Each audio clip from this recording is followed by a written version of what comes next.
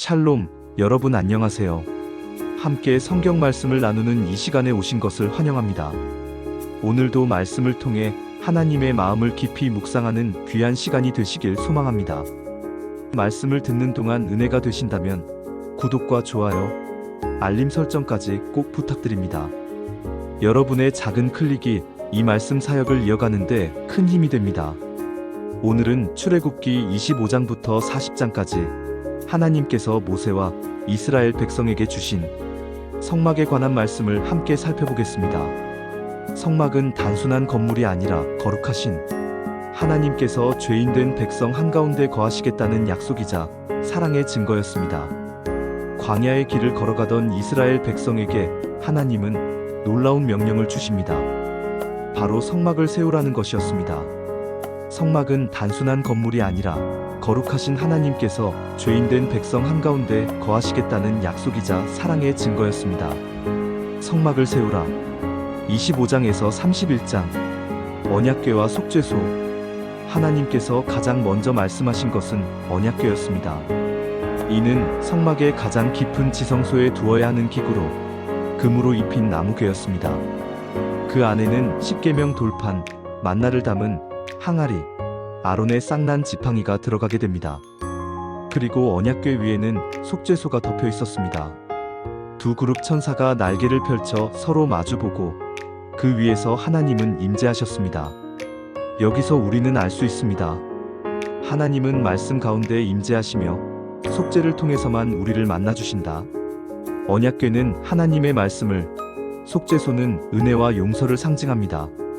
즉, 죄인인 우리가 하나님께 나아갈 수 있는 길은 오직 은혜의 덮개, 곧 예수 그리스도의 보혈뿐입니다.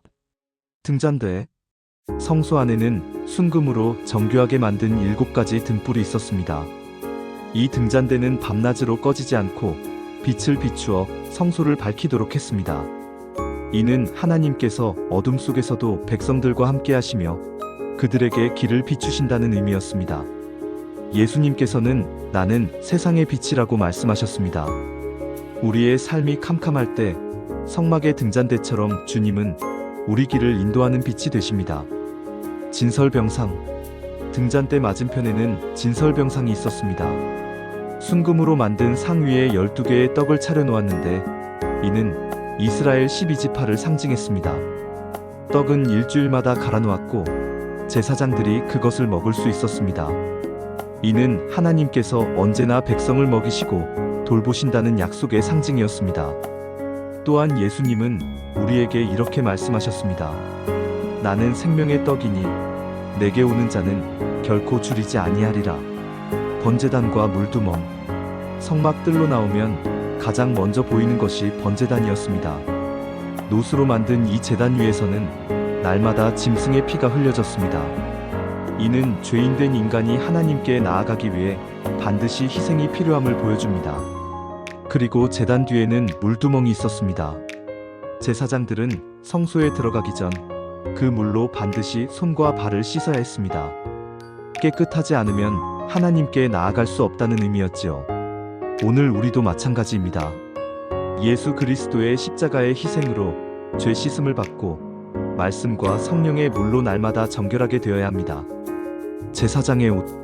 하나님은 제사장들을 위해 특별한 옷을 지으라고 명령하셨습니다. 그 옷에는 흉패 에봇, 겉옷, 세마포 옷, 관, 띠 등이 있었습니다. 특히 흉패에는 이스라엘 12지파의 이름이 새겨진 보석이 달려 있었습니다. 이는 제사장이 하나님 앞에 설 때 늘 백성을 가슴에 품고 기도해야 함을 상징했습니다.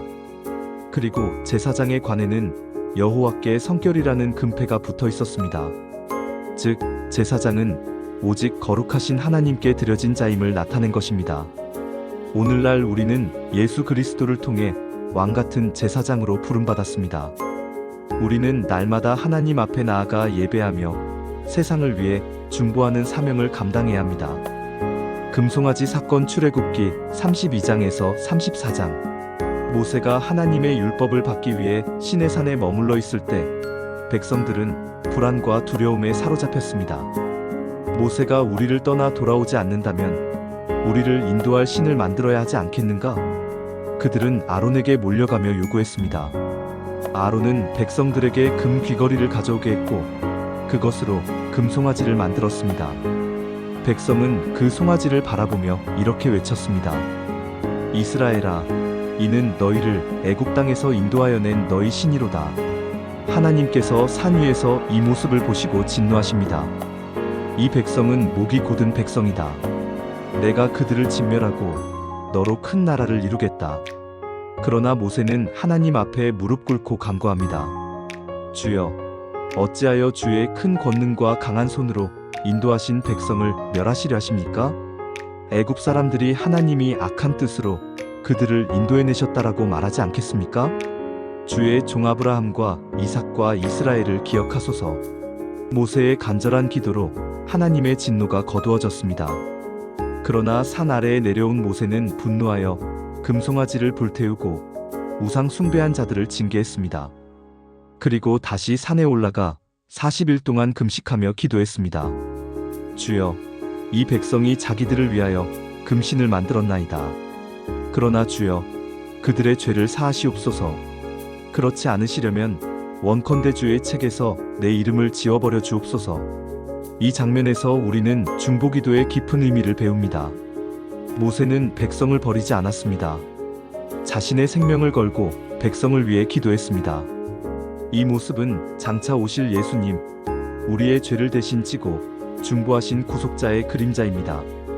성막 건축 출애굽기 35장에서 39장. 금송아지 사건 이후에도 하나님은 다시 은혜를 베푸십니다. 모세는 백성들에게 하나님의 명령을 전합니다. 누구든지 마음이 감동된 자는 여호와께 드릴 예물을 가져오라. 그때 놀라운 일이 일어났습니다. 백성들이 자원하는 마음으로 넘치도록 예물을 가져오기 시작한 것입니다.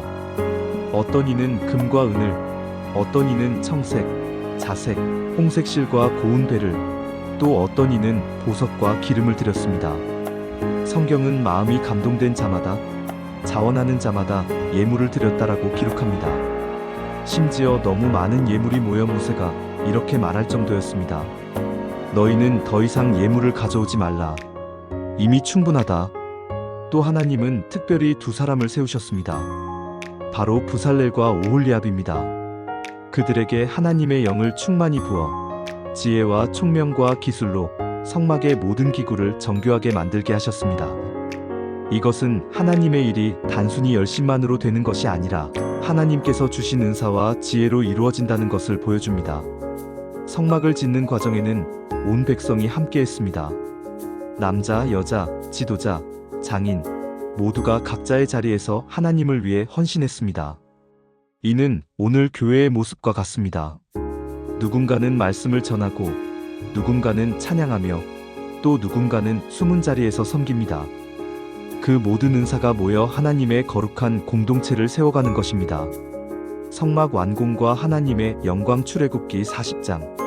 마침내 성막이 완성되었습니다. 모세는 모든 기구를 하나하나 자리에 두고 기름을 발라 거룩하게 구별했습니다. 성소의 기구, 번제단과 물두멍, 그리고 제사장까지 모두 기름으로 거룩히 구별하였습니다. 그리고 그 순간 놀라운 장면이 펼쳐졌습니다. 출애굽기 40장 34절. 구름이 회막에 덮이고 여호와의 영광이 성막에 충만하매 하나님의 영광이 구름 가운데 성막을 가득 채우셨습니다. 그 영광이 너무도 크고 두려워서 모세조차 성막 안에 들어갈 수 없었습니다.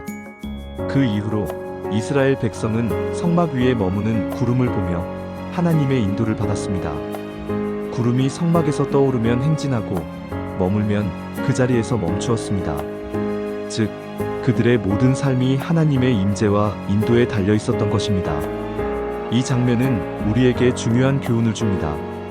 하나님이 함께 하신다면 우리는 어디든지 갈 수 있고 하나님이 머무르신다면 우리는 기다려야 한다. 신앙은 우리의 뜻대로 움직이는 것이 아니라 하나님의 임재와 인도에 순종하는 삶입니다. 사랑하는 여러분, 광야의 성막은 단순히 옛날 이야기로 끝나지 않습니다. 그것은 오늘날 우리에게 깊은 메시지를 전합니다. 성막의 중심은 하나님이셨습니다. 이스라엘 백성의 삶 한가운데 하나님이 거하시고 그들의 걸음을 인도하시며 그들과 동행하셨습니다. 오늘 우리는 더 이상 광야의 성막을 바라보지 않습니다. 하나님께서 예수 그리스도를 통해 영원한 성막을 세우셨기 때문입니다. 그분은 우리 죄를 덮으시고 빛이 되어 주시며 생명의 떡으로 우리를 먹이십니다. 그리고 성령께서 우리 안에 거하시며 우리의 삶을 하나님의 거룩한 처소로 삼으십니다. 그러므로 이제 교회 건물이나 특정 장소가 아닌 바로 우리의 삶 전체가 하나님께 드려진 성전입니다. 우리가 어디에 있든 무엇을 하든 하나님은 우리 안에 임재하시며 함께 하십니다. 사랑하는 여러분, 오늘도 하나님의 임재를 사모하며 우리의 마음을 성막처럼 준비합시다. 주님 앞에 순결한 제단을 세우고 말씀과 기도로 등불을 밝히며 삶의 모든 순간을 예배로 드리는 거룩한 성전이 되기를 축복합니다. 하나님은 멀리 계신 분이 아닙니다. 지금 이 순간 우리와 함께 계십니다.